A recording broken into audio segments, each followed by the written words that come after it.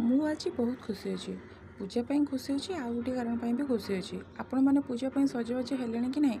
ମୁଁ ତ ୟାଙ୍କୁ କହିଲି ଯାଅ ମୋ ପାଇଁ ଦୁଇଟି ମେହେନ୍ଦି ନେଇ ଆସିବ। ମୁଁ କ'ଣ ରାତି ପାହିଲେ ପୂଜା ଟିକେ ମେହେନ୍ଦି କରିବିନି? ସେ କହିଲେ ଏଇ ଗୋଟିଏ କଥା, ହଉ ତୁମେ ଗୋଟେ କାମ କର, ତୁମେ ରୋଷେଇ ସାର, ମୁଁ ଯାଉଛି ମେହେନ୍ଦି ନେଇ ଆସିବି। ଏହା କହି ମୁଁ ମୋର ରୋଷେଇରେ ଲାଗିଲି, ସେ ଚାଲିଗଲେ ମେହେନ୍ଦି ପାଇଁ।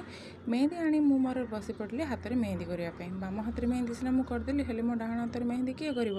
ମୁଁ ତାଙ୍କୁ କହିଲି ଶୁଣ, ମୋ ଡାହାଣ ହାତରେ ଟିକେ ମେହେନ୍ଦି କରିଦେବ। ସେ କହିଲେ ହଉ, ମୋତେ ତ ଏତେ ଭଲ ବି ଆସେନି, କିନ୍ତୁ ଯାହା ବି ହଉ ମୁଁ ତୁମ ହାତରେ ମେହେନ୍ଦି କରିଦେବି।